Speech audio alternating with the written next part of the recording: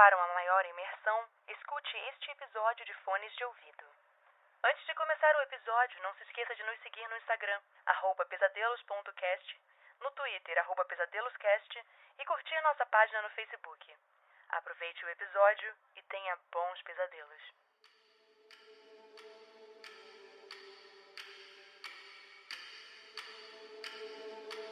Horror em Amesbury, por William Camargo. Jonathan Higgs, escritor.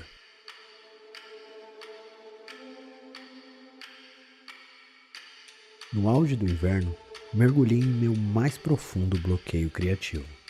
Como todo escritor, aceitei resignado que a inspiração havia me abandonado. Retomei minha escrita apenas no final de março, mas minhas palavras pareciam vazias, desprovidas de alma. Aquilo começou a me incomodar profundamente. Nunca havia enfrentado um bloqueio tão duradouro. Certa noite, após assistir a mais um dos intermináveis filmes sobre o Rei Arthur, mergulhei em um sono agitado.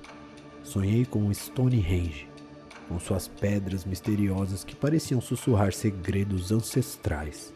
Decidi então que uma viagem poderia ser a chave para libertar minha mente aprisionada.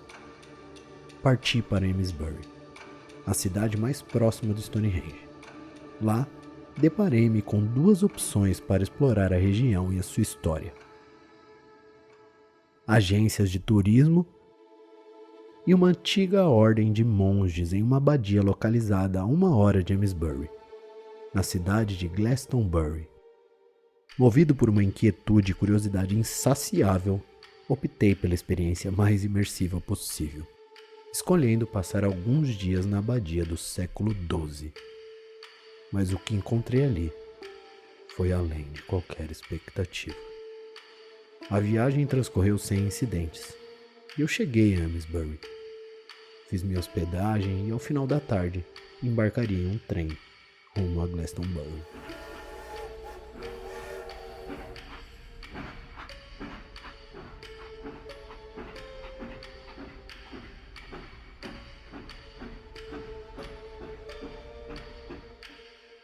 O corpo de Jonathan foi descoberto 2 semanas depois, desidratado e desnutrido, em seu quarto no Hotel Quincy em Amesbury. Ao seu lado havia cerca de 70 peças de dominó. Jonathan passava uma semana na abadia de Glastonbury. Testemunhas relataram que seu comportamento tornava-se cada vez mais estranho e histérico durante a sua estadia.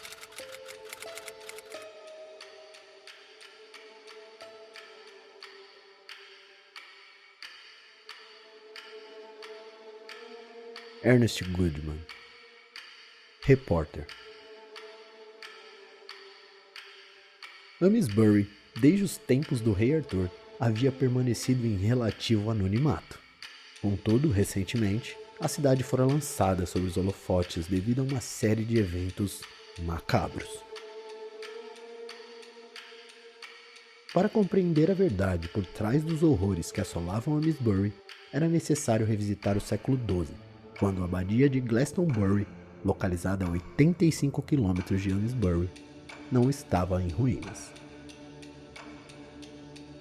Essa abadia, conhecida como um local de grande importância para os crentes na lenda de Arthur, foi palco de decisões cruciais do rei e local de descanso de sua esposa nos últimos dias de vida.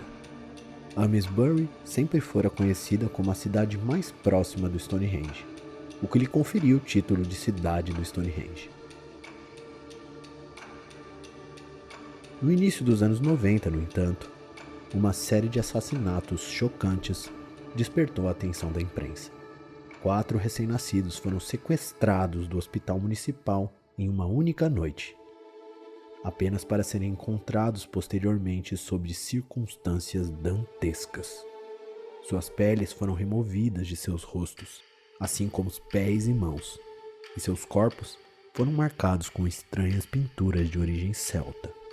Os corpos foram encontrados nas proximidades da abadia de Glastonbury, lançando uma sombra de terror sobre a cidade.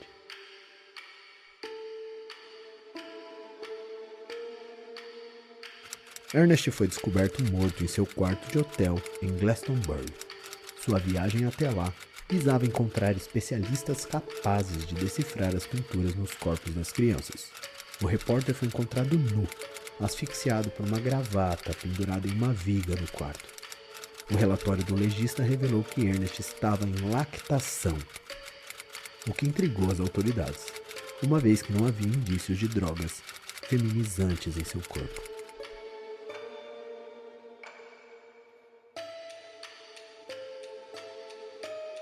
Padre Horácio.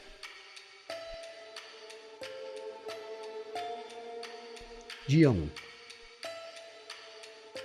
Finalmente cheguei à abadia de Glastonbury. Que lugar aconchegante. Sinto-me mais próximo de Deus aqui. Fui muito bem recebido, todos são muito solícitos e cordiais. Dia 2. Fui iniciado nos ritos locais. Se alguns bispos soubessem dos costumes aqui, ficariam boquiabertos. Mas de certa forma eu gostei. Afinal, quem pode questionar a fé? Dia 3. Ontem pela manhã presenciei algo perturbador. Vi 2 monges se beijando. E mais tarde, ouvi gritos estranhos ecoando pela abadia. A maioria das tarefas está relacionada ao cuidado com os cavalos do estábulo, o que me pareceu um costume peculiar para uma ordem religiosa e católica. Dia 4. Eu não me sinto tranquilo aqui. Preciso encontrar uma desculpa para partir. Durante a madrugada, vi monges dirigindo seu estábulo com um grande machado. Suspeito que estejam envolvidos em práticas pagãs de sacrifício animal.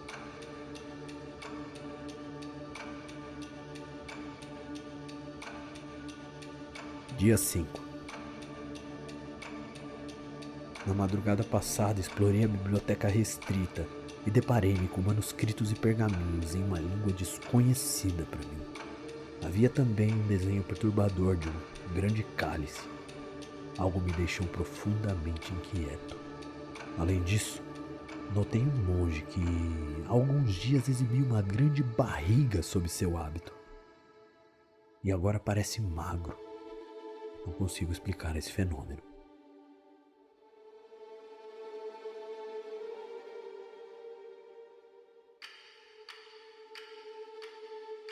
O diário do Padre Horácio foi encontrado 10 anos depois, juntamente com seu cadáver em um poço abandonado nas imediações da abadia.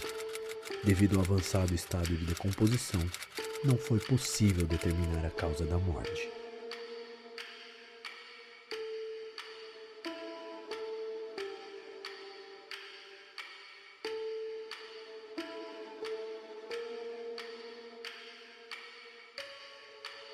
Major Thomas Gary.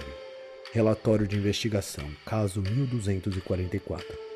Investigação sobre as condições precárias do sanatório de Amesbury. 7 denúncias foram registradas acerca das condições precárias do sanatório de Amesbury, no interior da Inglaterra. As queixas partiram das famílias dos pacientes recém-internadas, todas relacionadas ao comportamento estranho das pacientes após a internação. 6 mulheres foram admitidas logo após darem à luz, todas diagnosticadas com psicose pós-parto. Um relatório intrigante mencionava: "Este não é meu filho, é uma aberração."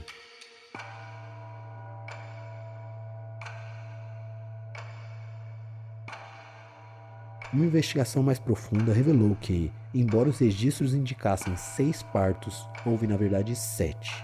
Os documentos do 7º parto desapareceram, restando apenas um nome, que me perturbou ainda mais, pois tratava-se de um homem.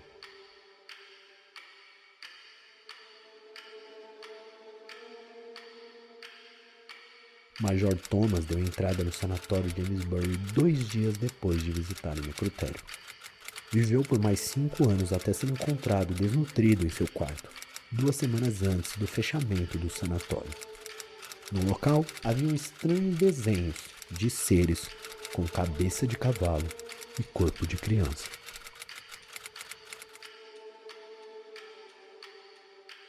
Os estranhos depoimentos citados agora formam um quebra-cabeça bizarro em Amesbury e Glastonbury. Recentemente, revelações trouxeram à tona um antigo culto nesta cidade. 3 grandes famílias possuíam ligação com ordens maçônicas e paramaçônicas, dedicando-se intensamente à pesquisa sobre as construções do Stonehenge. Um homem, cujo nome eu prefiro não revelar, foi acusado de oferecer dinheiro por bebês recém-nascidos na cidade. A família também financiou um antigo sanatório de Amesbury e a abadia de Glastonbury. Após um mandado de busca, a polícia encontrou na residência estranhos monolitos de adoração a uma entidade pagã chamada Epona, a deusa da fertilidade. Além disso, foram encontradas pesquisas extensas sobre o Santo Graal e a lenda de Arthur. Todos os documentos foram confiscados e o caso arquivado sem uma solução aparente. Os responsáveis foram presos, mas libertos após 1 ano de pena e uma fiança milionária.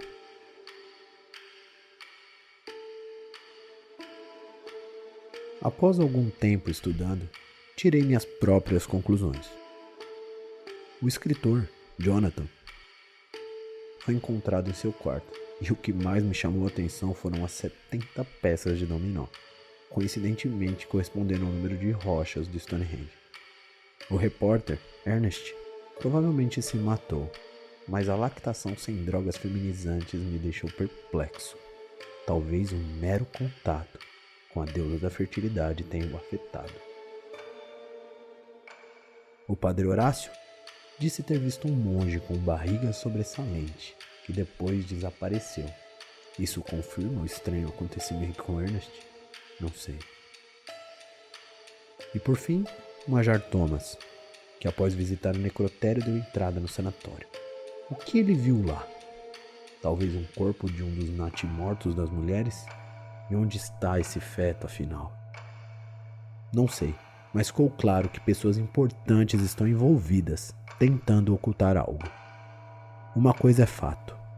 Os 4 casos advertem uma única coisa.